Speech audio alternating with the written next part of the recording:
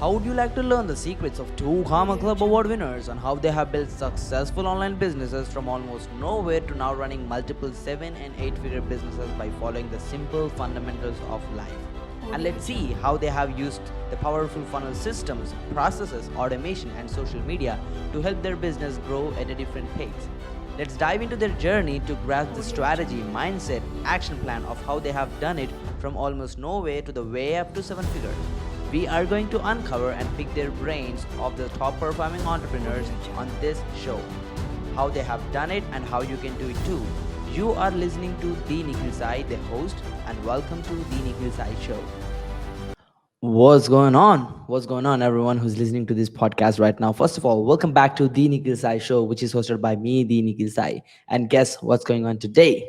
We are back with another amazing Two Comma Club interview. This time we're having a crazy guest on this podcast. This dude is crazy, being a super personal brand in entire Denmark, helping coaches, consultants, lecturers build and scale predictable online business amazingly. He's been in business from 2001.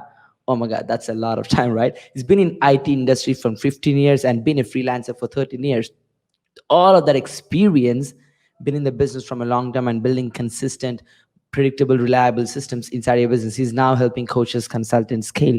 Today, we are having a multiple Two Comma Club award winner on this podcast who is successfully scaling his business and helping thousands of coaches impact at a bigger level. So let's not waste any time and actually welcome Rasmus Lindgren, CEO at InfoSpray Media.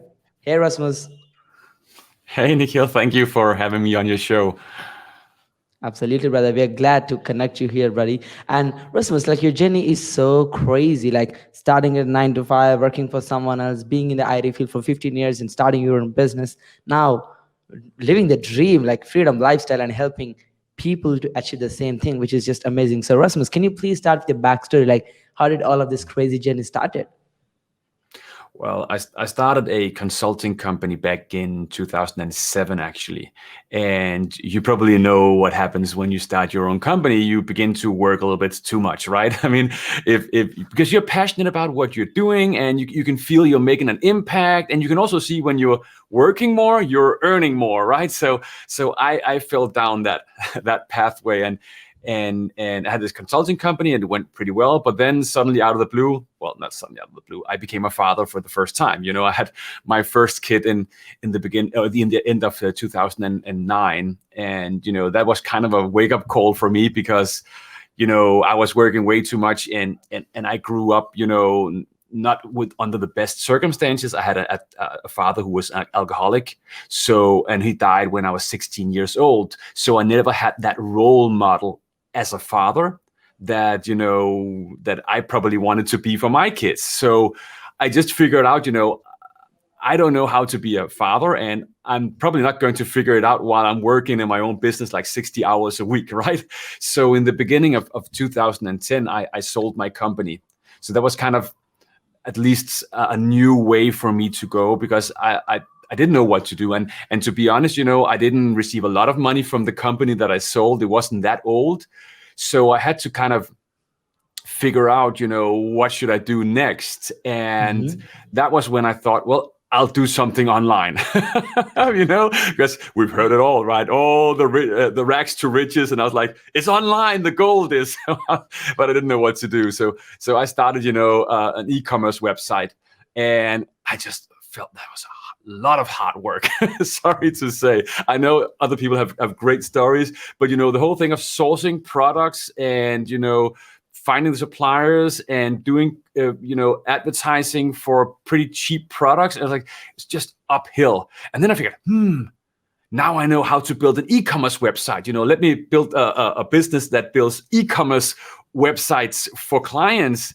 And also because, you know, as you said, I had been in the IT industry, so I knew a little bit, you know, about IT, and I knew a little bit about outsourcing as well. So I had this team in Eastern Europe who began, you know, building e-commerce websites for my clients. I was like, this is brilliant. I was, you know, working just in that business, you know, 10 hours a month, something like that. And I was like, this works pretty well.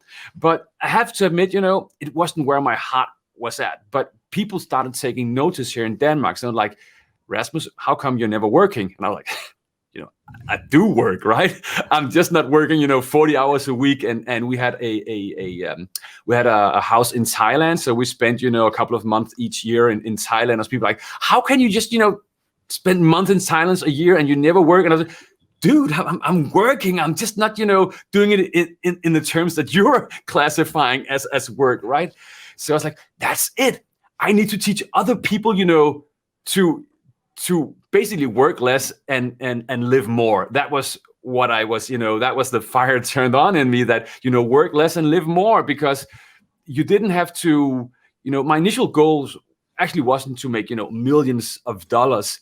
It was just to be able to live, on my own term, like Timothy Ferriss said in the 4-Hour Work Week, you're building a lifestyle business to support the lifestyle that you really want. So that was kind of my initial goal.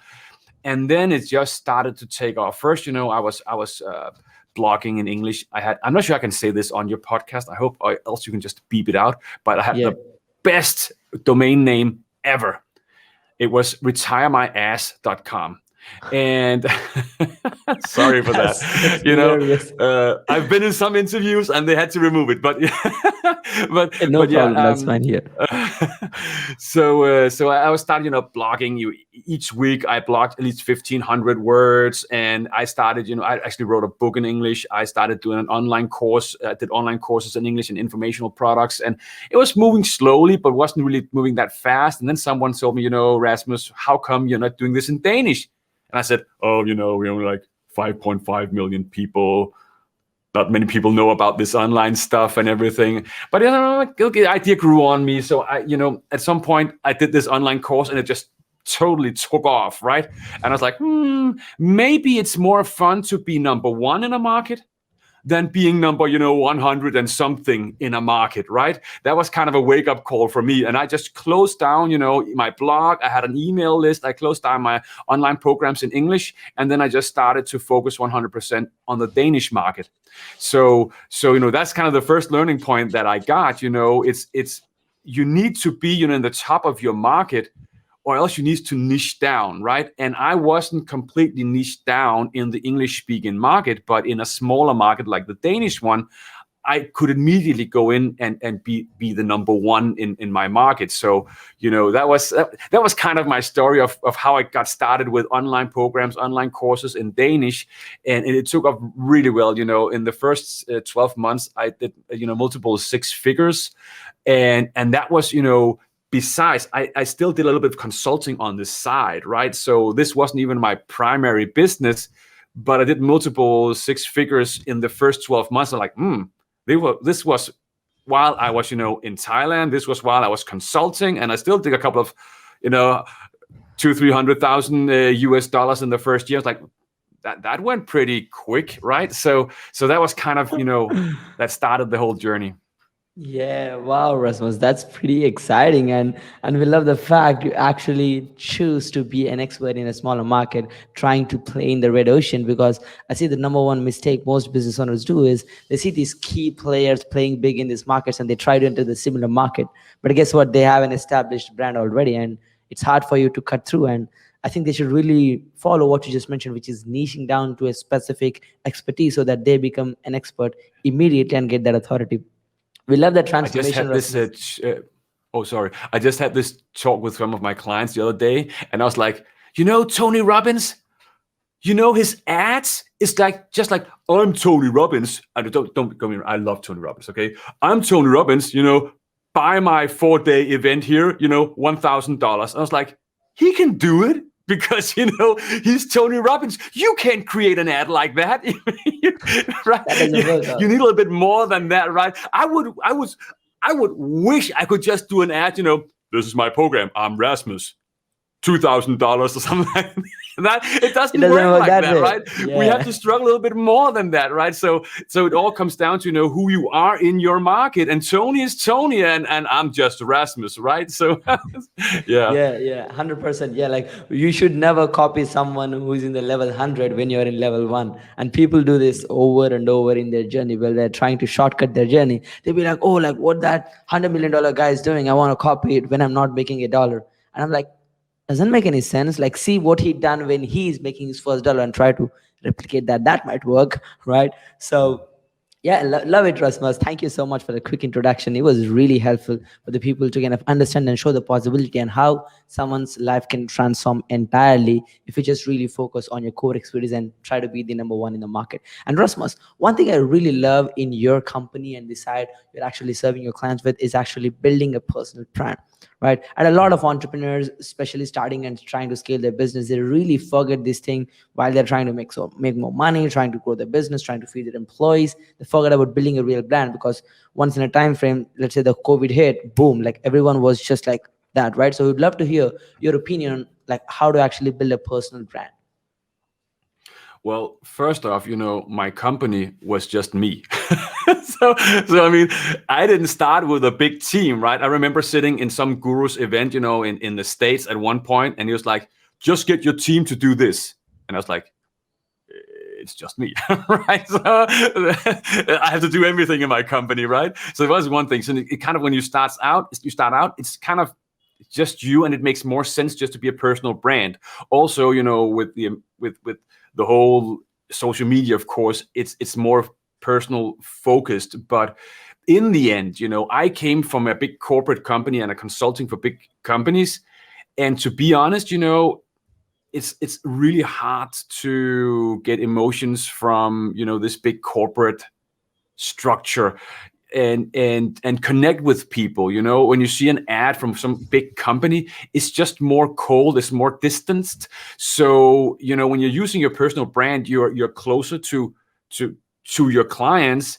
And in the end, people buy from people they like.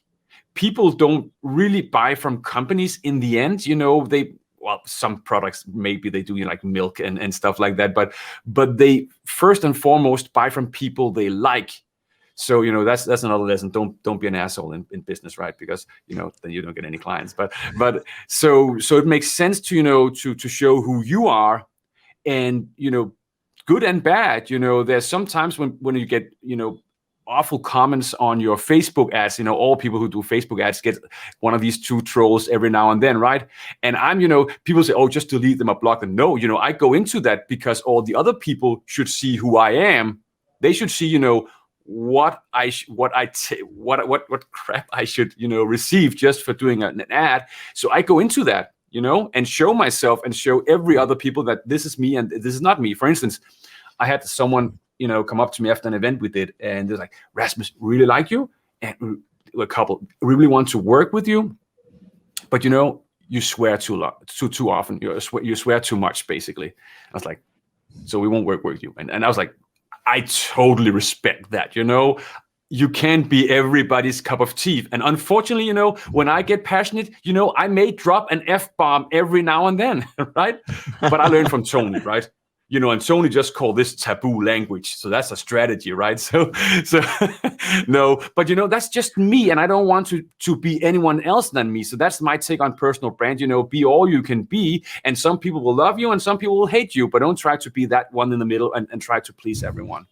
Yeah, 100%. And I believe, like, as you just mentioned, Rasmus, someone who's trying to sell to everyone and anyone can sell to no one in the end, and will be left behind for sure, right? And whenever you're trying to do business, that's quite common. Some people will accept what you're giving and some people will reject. That's fine. You just need to move on and just cut through. And that's really interesting, Rasmus. And Rasmus, the next thing is, I've seen you impact coaches, consultants, lecturers scale and convert their passion into an online business and scale through high edge profits, right? Rather than what they usually make in their 9 to 5. So can you tell us more about like how someone who has some passion can start turning the passion into profit? We typically work with the 4 Ps. So, and this is tricky, right? Whenever I say 4 Ps, sometimes I put up 5 fingers or 3 fingers. So as a teacher, you should always coordinate, your what you're saying with your hands. So, there are 4 Ps. Luckily, we got 4 this time. No, the 4 Ps. And this is actually in Danish, but they translate almost to English. So I just have to look for the words, right? But the first P is positioning. One of my first mentors said, basically, the better positioned you are in the market, the higher prices you can take. right? So you need to work on your positioning however you want to do that. And we have some stuff that of course we help our clients with, but basically you need to be, and that is also what I learned, I need to be number one in a market, so you needed to niche down. So positioning, and something at least my clients need to hear often is that it's not about how long of an education you have, or what diplomas or degrees you have, or anything like that. It comes down to perception, how people perceive you in the market. So a lot of people think, oh, I need to become better before I can do something, or before people will buy my stuff, but it's basically about perception. So the second P is all about we can call that prospects in this case here. In Danish we call it more like audience. But I've seen so many people have great products and we know they can help their clients, their customers, but they don't have an audience. They don't have prospects. They don't know how to attract people. So I usually say you can have the best product since toilet paper and slices, right? But if you don't have anyone to sell this to, it doesn't matter. So we need prospects. We need to be able to grow an audience. So that's kind of the second P, right? And the third P is products, and that is because a lot of our clients, they come from selling their time, hours, and we need to get them to realize that the only way they can scale their income is through products, right? Where you don't sell your time, but you sell products. And here we also say products with an S, because we don't only. I love when I can help people create a high ticket offer, but not all people are ready for high ticket offers. My first 100%. programs was like $30, something like that, right? And it's kind of, you need to build up to that. Maybe you don't have the confidence to say, okay, I have a program now for let's say $30,000, right? Not all people are prepared to that. So normally what we do with our clients, at least, we kind of try to push them up in price, and we start with smaller online programs, and then at some point we help them create maybe a high ticket offer as well, but we kind of scale it up. And the last P, that is promotion. And that's, again, a lot of people can build a product, but not many people like to promote it. Not many people like to sell and promote their product, right? So yeah, half of it is mindset, getting them to love to sell, and the second part is basically strategy on how to do that. And of course, there I've learned a lot from Russell Brunson through the time. So one of my best campaign times, or best funnels, or what you want to call it, has been the webinar. And we do well. We've taken the perfect webinar from Russell Brunson, and we have adapted a little bit to the Danish market, but like 85% of the way we do webinars is Russell Brunson's the perfect webinar, and Wow. My first $1 million, right? 90% of that came from the perfect webinar. So I mean, that's one of the ways we help our clients, to promote their products and sell their products. So that's the 4 Ps. Wow, amazing, Rasmus. Really love the 4P strategy. And I really admit the fact you just mentioned here. A lot of people who try to create a product and they don't even like to sell it, they just wish someone will come and buy, inquiring themselves. But if you're not promoting it, like how can someone discover that you ever have this or you ever created this, right? That's amazing, Rasmus. I think these 4Ps can become a pillar for every person who has some passion, who wants to create that into a bigger profits. So really love that, Rasmus. And Rasmus, as we have discussing here and came to a point of talking about webinars, high ticket offers, you've been helping your clients who have no clue that they can scale up, without working more. You're helping them to create high ticket offers so that they can live more, which was your goal vision, right? You're helping that, to achieve that for your clients. So we would love to hear your take on how, if someone has a product or service, how they can actually create a high ticket offer around it, because a lot of people have misconceptions that they can't charge more. Well, I just have to say, just remember on a plane, right? You have business class and first class as well. And just because you're on coach doesn't mean that there aren't people up in front who wants to pay more, to pay for a better service, to pay for a better product.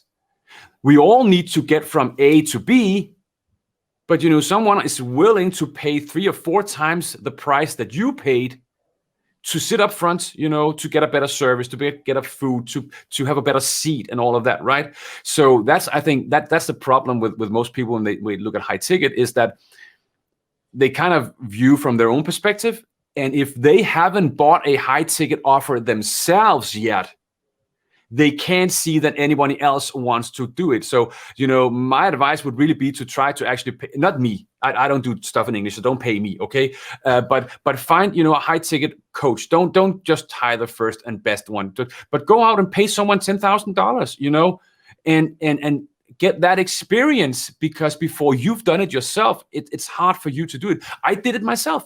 I was selling online courses for like $20, $30, $50, right? And then I hired a coach, and she was like, Rasmus, you need to do a $3,000 program. And I was like, no. You don't hear me well enough. I am having a hard time just selling a $50 program. So why would you ever want me to do a $3,000 program? And she's like, Rasmus, you need to do a $3,000 program. It's like, well, I paid you a lot of money, so I probably should do what it is you're asking me to do.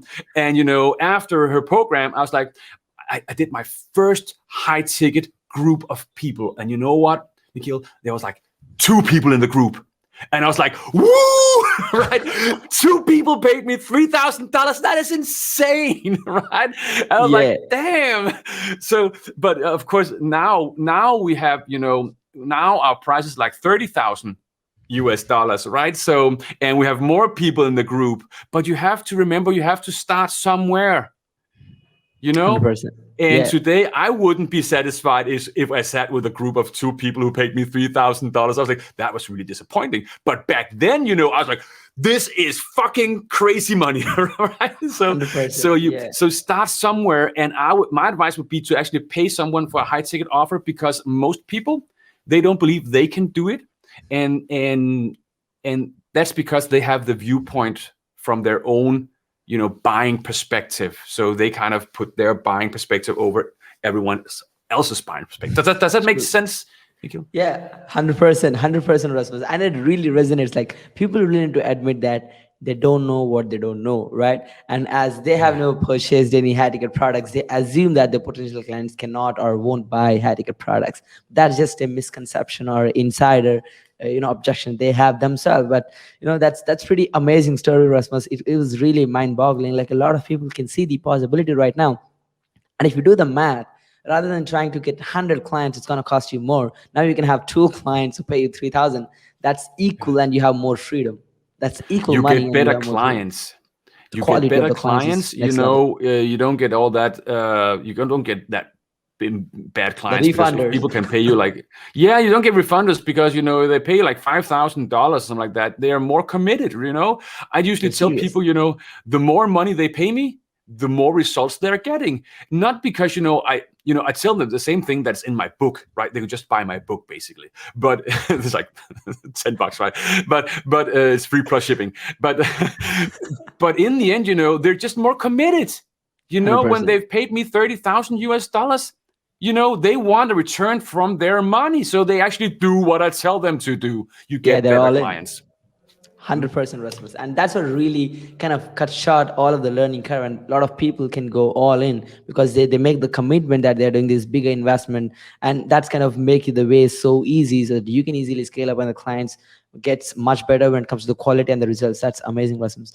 And Rasmus, like, we see like you're creating a bigger impact in Danish market when it comes to the coaching industry. And we would love to hear your take on, now everyone is being like a coach, and everyone is trying to become a coach and do that successfully. So we'd love to hear your inputs on what do you think the future of coaching industry looks like down the line? In general, in coaching, what we're seeing is that if we take back what coaching is really meaning, it's mostly, where as a coach, you need to help them figure out what is already inside of them, and that is a lengthy process, and also I often see myself as a mentor more, because I'm the one saying, the ground is flat, I expect you to run, right? So I'm more like the guy who tell them what to do. So so if we see the coaching industry, I would more call it the expert industry, maybe like someone like Brendan Burchard is talking about, or at least he did before he went influencer.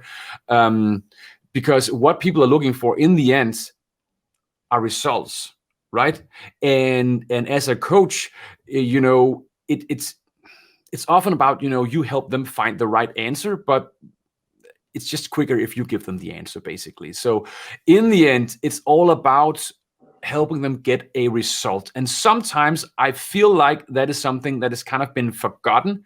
People focus on creating online courses with a lot of training, with hundreds of hours of videos that no one is watching, instead of asking themselves, how little can I supply to my clients so they actually get a result? You can have 100-hour video course, but no one will see it. I had this discussion with one of my friends. He said, like, I have this idea for an online course, like there's 17 modules. And it's like, you can't tell your friend, when it's your friend at least, you can't tell him, oh, that's a bad idea, right? Because you're a friend, right? So you're trying to make him realize that it's a bad idea. But, after we've been talking for like 20 minutes, he still hasn't realized it. And then suddenly he says, oh, stop, Rasmus. I just figured out module number 18.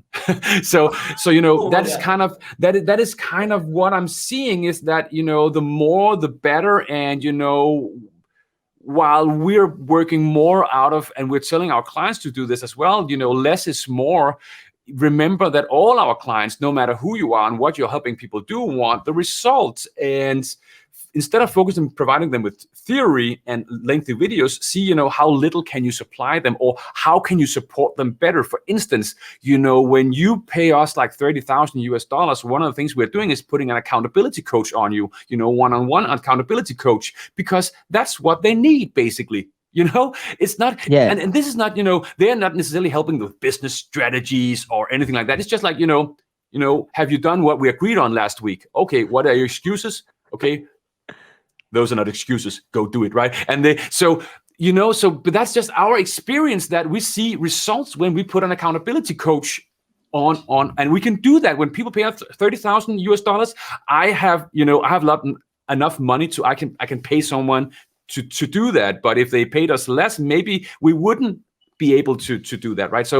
So I'm not sure that answers your question about the future of the coaching industry, but I'm seeing a lot of people thinking more is better, and we're actually teaching the directly opposite, trying to figure out how can we get results faster and easier for our clients. Does that make sense? 100%. Yeah, it did, Rasmus. I think that was brilliant. I think a lot of this is like a face bomber for a lot of coaches. Actually, these people are trying to make more irresistible offer, trying to teach more. As just mentioned, it's like add more value, add more courses, add more modules. But guess what? That's going to overwhelm. You've seen countless coaches creating thousands of hours of content, which is never been watched by even 10 people. And it's just like useless information, piles of information. And even your clients get overwhelmed when they see so much content. And I really admit the fact, Rasmus, you just mentioned that you need to keep it simple and straight to the point, trying to get them the fastest results by giving them the less information. Less is more is the summing answer. So a lot of coaches should actually really look at if they want to do 18 modules or 18 minutes crash course, which can get them results in 18 days.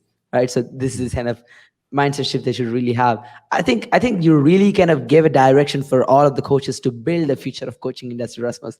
I really see you did that on this podcast. Thank you for that. So Rasmus, let's get to the next question, brother. And the journey was really crazy, right? You trying to be an expert in the English market, then completely shutting it down, coming to the Danish market, and trying to sell these low ticket courses to now selling these high ticket programs. So we'd love to hear a journey on how actually you scaled up the transition phase of this low ticket to actually high ticket and scaling to multiple seven figures. Well, the quick answer is that, I was afraid. And I think a lot of people, are afraid when they start out. And every time I had to raise my prices, it was because a coach told me to do it, or a mentor told me to do it. I have to admit that, let me just, okay. Also, the first 2 Comma Club award, it took me like 5 years to get it. The second one, more like 5 months. Okay. But literally let me just kind of paraphrase a little bit of a coaching call I had with some of my mentors, okay? And these are Yeah. people who, their cost is it's 7 figures to get these mentors. So they're sorry, not 7 figures, US dollars, Danish kroner. So it's like, let's just calculate that. It's kind of, if you have like 250,000 US dollars, you can probably buy this mentor, okay? But this is kind of where we start, okay? So it's pretty high level advice I'm going to give you now. I paid kind of, $250,000 for this advice, okay? So, Excited. okay, this is how it goes. High level coaching session. And like, Rasmus, we feel like that you should do a 30,000 US dollar offer. And I was like, I have this really, really cool 6,500 US dollar offer, but we can raise the price to 10,000 US dollars, right? And he was like, Rasmus, no, I think that's a bad idea. I think you should create a 30,000 US dollar program. Okay, then I said, maybe, I said, we can sell this 10,000 US dollar program first, and then after the summer, and we can start, maybe I can think about doing, figure out what I should sell for 30,000 US dollars. And it's like, no, Rasmus, I think that's a bad plan. I think you should do a 30,000 US dollar program. And I was like, okay, I get it. I'm doing a 30,000 US dollar program. Are you happy now? I think that sounds like a great plan, he says. Okay, so I have to admit, a lot of people, and our clients included, we are afraid to raise our prices, even though we are really good at what we're doing. And so again, my advice, get someone to kind of, whip you around and tell you what to do. Because as I told you, my first story about going for like $50 right, to $3,000, that was also someone who told me to do that, right? And I was like, no, you need to help me sell my $50 program. You're like, no, you should do a 3,000. So that has been my pattern over and over, Nikhil. I'm sorry to say, I've been afraid to raise my prices. I couldn't see that I could charge higher prices, right? Apparently, my mentors and coaches could see that in me, and I'm happy for that, right? So yeah, that has kind of been my journey to scaling my business. And out now of fear. Yeah, absolutely, Rasmus. I think this is a great learning, and thanks for sharing this quick story. It was just opening up the new neurons inside the head of every coach who's listening to, and you who's watching this podcast. Don't wait for your coach or someone in your business come and tell you to raise your prices. Do it right now. Do it right now, because you're losing already if you're not raising. That's amazing story, Rasmus. We really love the fact. And Rasmus, thanks so much for sharing all of your journey. And we're pretty excited to see the way you transformed from being that lifestyle person who's selling the courses to actually transitioning into a more high-fledged, full-fledged consulting company, which is amazing. And Rasmus, you have so many high-paying clients, like people paying $30,000. They need attention, right? And you have this product, services. You're killing it in info praise space. You have your media company. You do a lot of stuff. Even you are into music industry, which is just amazing. So there are a lot of things together. I would love to know, like, what kind of tools you use to manage all of your projects and clients for productivity. Well, we are not using probably a tool. Our main tool for running our business is not that wide known. It was actually started by a Danish guy, but he moved to, I think, New York now, and is kind of incorporated in the US, but it's called Simplero.com. And that is kind of the one it's email system, or news lists, and it's automations, and it's doing membership sites, all of that, doing the transactions and all of that. And then of course we use ClickFunnels, but that is mainly just for pages, for landing pages. It's just because it's a better designer, but everything else is pretty much run out of Simplero, and we love that tool, and it has killer support. We get answers to our support tickets within like 15 minutes in the weekend. And so I cannot recommend that system enough.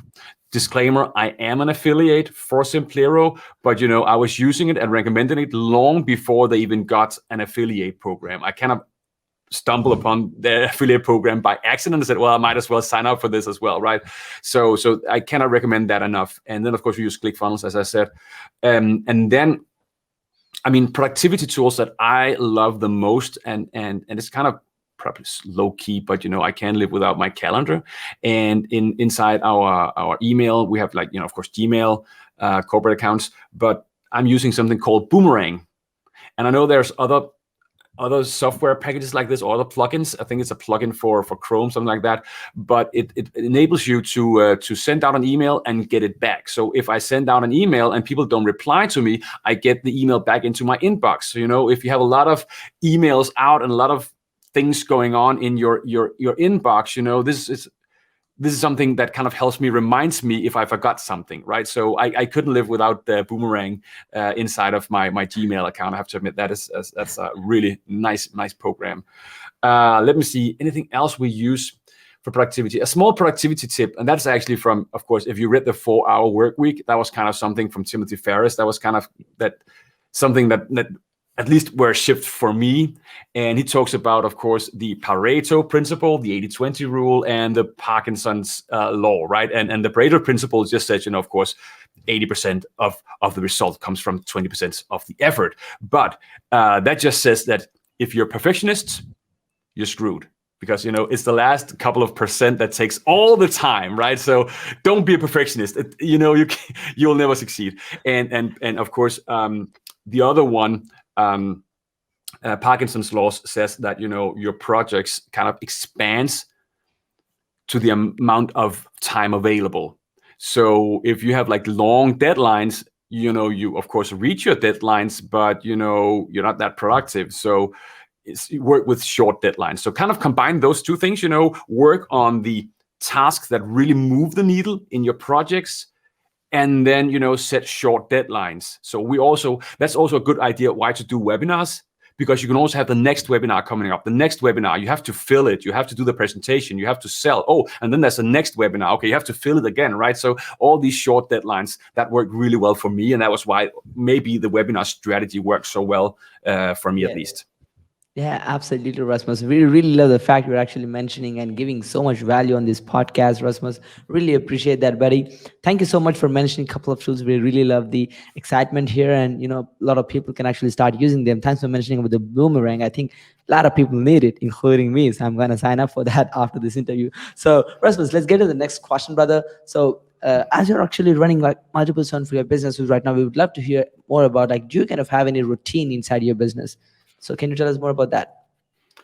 Well, to be honest, my family is the most important thing. And that's just not something I'm saying because every successful business person is saying like, oh, my family and my kids. But in the end, I work 25 to 30 hours per week because of my family. So we have to remember that if you're working like 70 hours per week in your business, you're, oh, family is really important for me. No, your business is probably more important. And that's perfectly fine. I'm not to judge you, okay? So my routine is that, I get up with my kids, and sometimes I get up earlier and kind of, do some exercise. I used to run a lot, but I lost too much weight. So I'm trying to gain something again, right? Some more, it's like, but I do some physical exercise sometimes. And then I get up with my kids and give them breakfast and all of that with them, and I drive them to school, and then I get into work, and it kind of depends. Sometimes I do it after school, so I get in after I've driven down, so I get in pretty early, and I usually start by listing out the most important tasks for today. I've really tried using different task systems or for organizing my work or project management systems, but I always use them for a month, and then I kind of drip down. But one habit I've had for a long time is kind of having a physical diary, and then every morning before I open my computer up, saying, okay, what is it that's the most important things that I have to accomplish for today? That makes me much more productive. So having a clear vision of what I want to accomplish that day, that helps me at least. And then I kind of get into it. And of course, as I mentioned before, I'm kind of Tim Ferriss fanboy, right? So I try not to check my email too much, or at least do it at certain points during the day. I can't always do that, but your inbox, it's other people's agenda. Your inbox is other people's agenda. So I try not to be in there too much. And then I usually go get home early and pick up the kids from school, and I'm also the one cooking dinner, and I'm also the one, spending time with the kids in the evening. I'm the one tucking the kids in to sleep, and I'm not saying that to be a better person or, give some guilt to people, but that was just what I realized because I didn't have the best upbringing myself, and maybe I'm overcompensating, to give my kids what I didn't have, and that wasn't necessarily money, but it was time and love. Okay, so Yeah. that is kind of my daily routine most of the time. Appreciate it, Rasmus. Thank you. Thank you. I think that can really help a lot of people to get more clear on what they should be doing inside their business. And we really love the fact that you're actually having a quick notebook with you, noting down the task and getting. And we are also, like, a lot of people who are listening to this podcast are also kind of very good fans of Tim Ferriss. So we love the 4-hour work week for sure. So let's get to the next question, brother. And you've been in business from a long time, from IT industry to freelancing, and now helping coaches, consultants, running multiple businesses, doing 7 figures, stuff like that, right? So what will be your number one suggestion if there is an opportunity, if you can go and talk to a 20-year-old you, what will be your number one suggestion for them, or someone who's just getting started? What will be your number one suggestion? It's funny, right? Sometimes here in life, stuff happens and you go out of a new direction, right? Something happens, you get a mentor or a teacher in school or a boss in a work, and they say something to you, they kind of, you go out in a different direction. It's funny because the way I started, I had my first company in 2001, yes, but most of the time I kind of worked up until then, and it wasn't until 2007, we had the first, bigger company.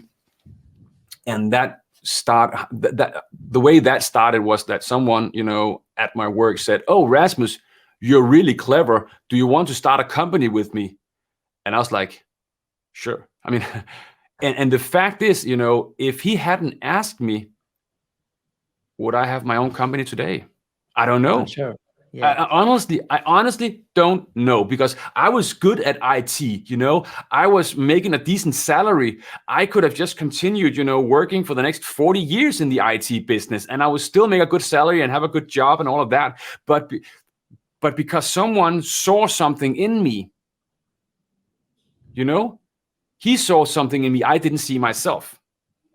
So that would be my advice. If someone else sees something in you that you don't see yourself, go all in. Yeah. Say yes. Yeah. Say yes. Oh, that's a powerful advice. Yeah.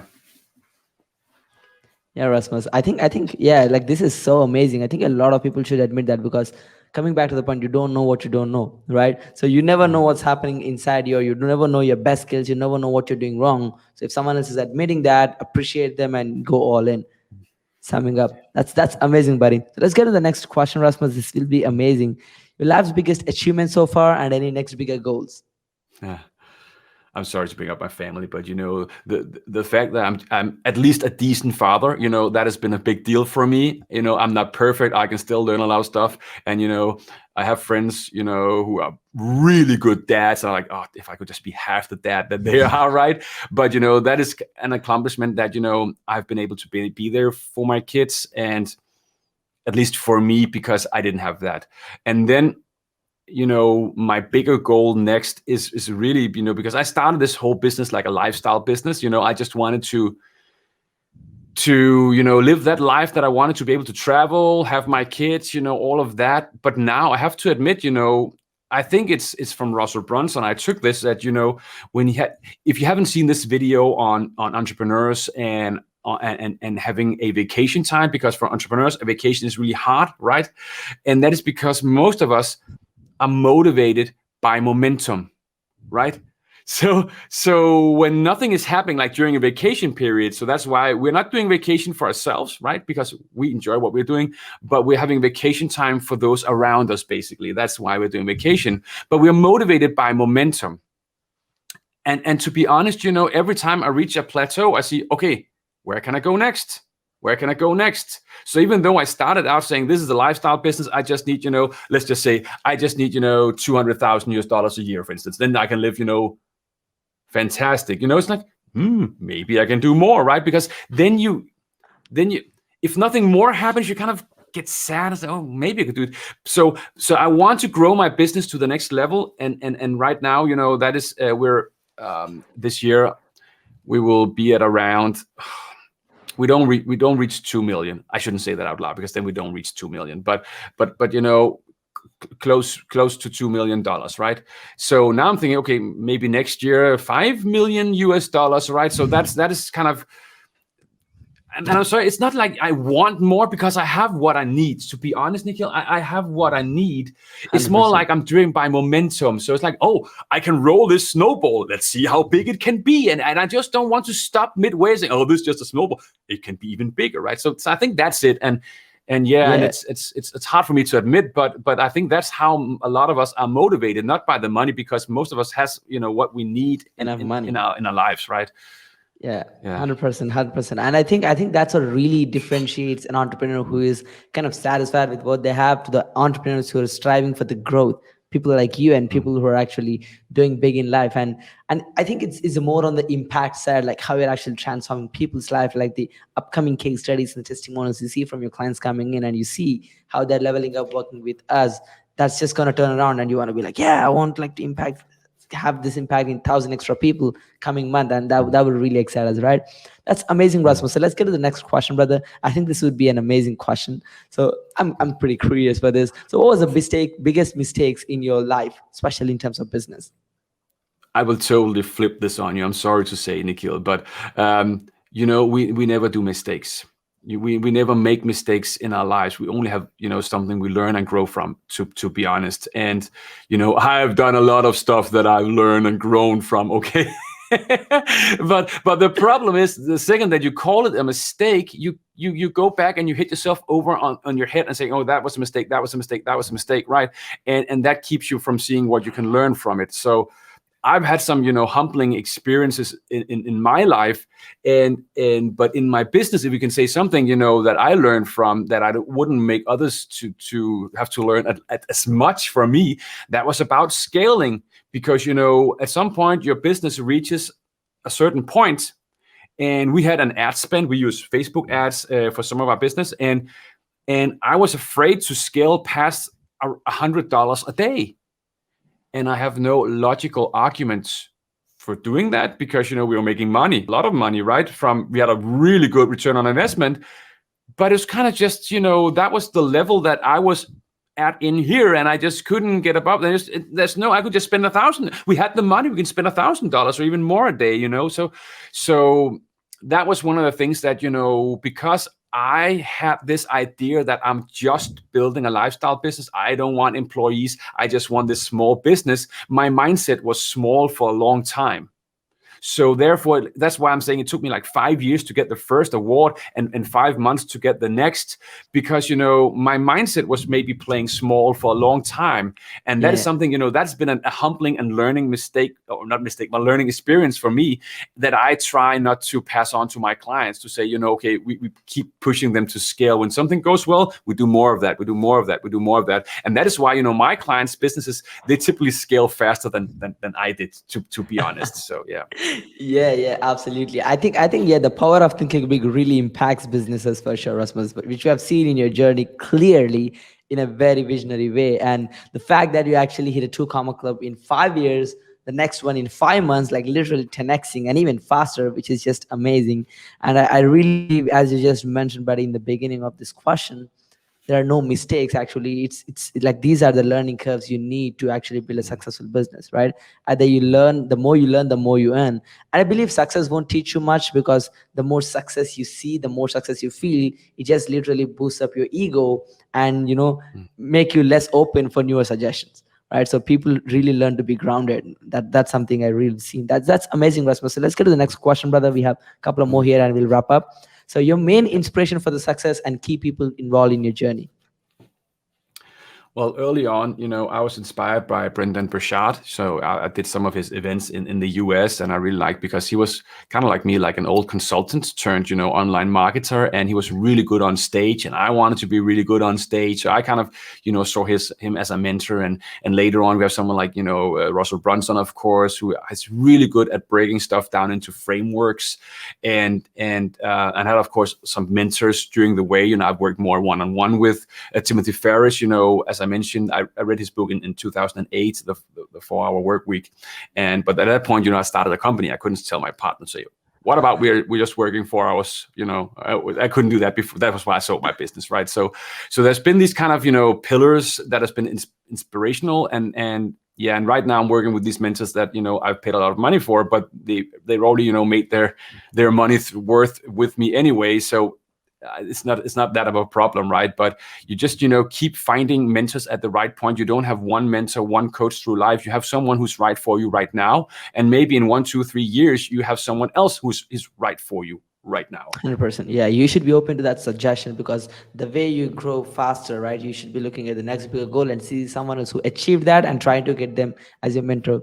That's awesome and inspirational, Rasmus. And wow, what an energy, what a fireball on this podcast today. Like it was so exciting, brother. And Rasmus, you're so cool guy helping people to build a successful online business through a transparent journey of how you have started and scaled your business, which is freaking amazing, brother. So can you tell us more about like where can our audience find you mentoring?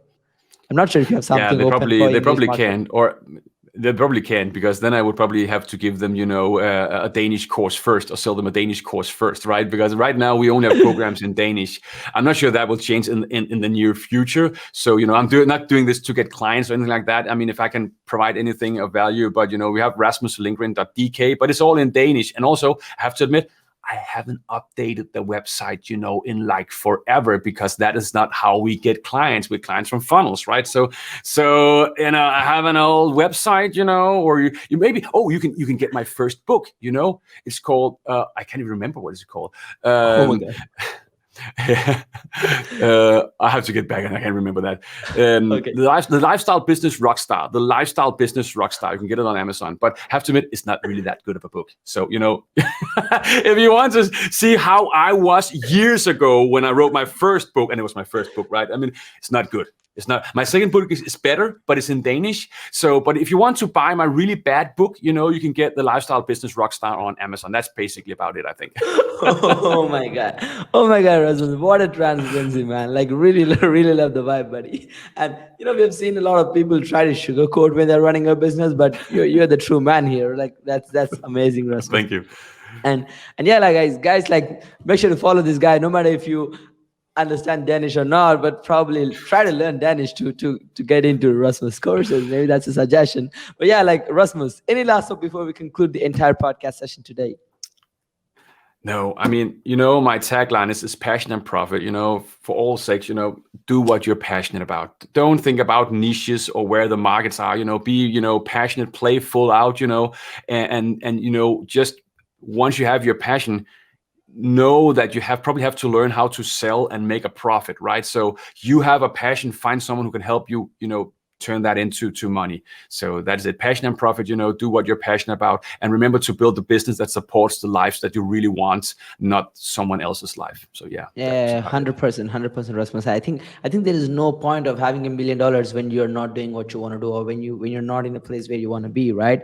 Doesn't make any sense. So yeah, like that was really transformational, Rasmus. We really enjoyed the podcast. And again, Rasmus, thank you so much for this amazing opportunity. It was really great to have you on this podcast. You were like that fireball, giving us value just like that, on and on and on continuously, but it was really cool. Hopefully everyone who listened to this podcast had an entire clear idea of how an IT professional can turn into $1 million business person, helping other people get similar results.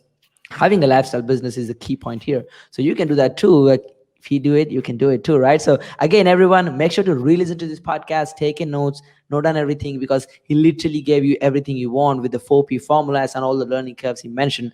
And never forget to raise your prices before someone else tell you. And hopefully, guys, you enjoyed the podcast session so far, and stay tuned for the next interviews, guys.